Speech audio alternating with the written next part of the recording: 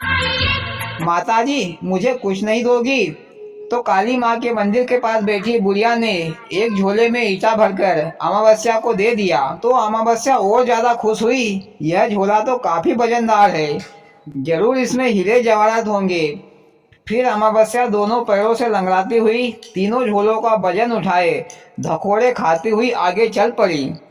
आगे चलकर भोले बाबा के मंदिर के पास आकर बोली, बाबा मुझे कुछ नहीं दोगे?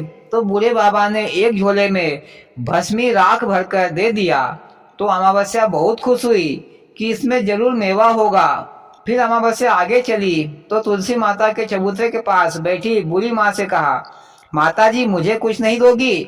मोदी जी अमावस्या को वजन नहीं लग रहा है क्या, जो ईटा पत्थर मिट्टी राख के झोले को लाद कर ला रही है और बहुत खुश हो रही है।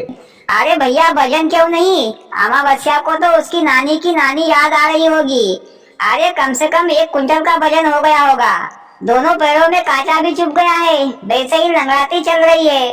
फिर भी कमी है, इसलिए तुलसी माता से भी मांग रही है कि माता जी मुझे कुछ नहीं दोगी। अरे झोलों को खोलकर देखेगी तो किस्मत को दोष नहीं बल्कि अपना माता ही ईटा पत्थरों से फोड़ लेगी। हाँ भैया सही कहा। फिर तुलसी माता ने भी एक झोले में लक्कड़ के वजनदार गुटके भरकर दे दिया। अब तो अमावस्या की खुशी का ठिकाना नहीं था। वह मन ही मन सोचती कि मुझे तो घोड़ा गाड़ी लाना चाहिए था। मैं एक एक झोले की जगह पर 2-2 4-4 झोले मांगती तो मैं पूर्णिमा से 4-6 गुना धनवान बन जाती। पर चलो ठीक है, इतना ही सही। फिर अमावस्या उन 5 झोलों को अपनी पीठ पर रखकर करांचती हुई धकोड़े खाती हुई घर आ गई। फिर अमावस्या ने पहला झोला खोला अपने भाभी घर का, तो देखा कि उस झोले में मिट्टी भरी हुई है। तो अमावस्या को गुस्सा आया कि मैं इतनी दूर से मिट्टी का बोझ लेकर आई। फिर दूसरे झोले को खोला तो उसमें पत्थर निकले, तो अमावस्या को दुख हुआ।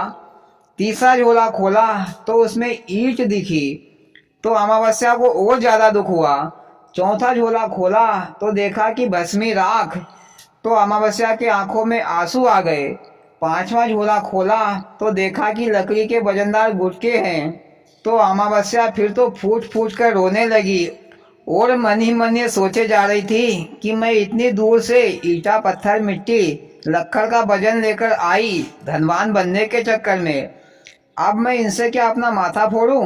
मोदी जी अब अमावस्या को समझ में आया कि लालच का फल कितना वजनदार होता है। उसका वजन उठाते उठाते आदमी का ही वजन खत्म हो जाता है।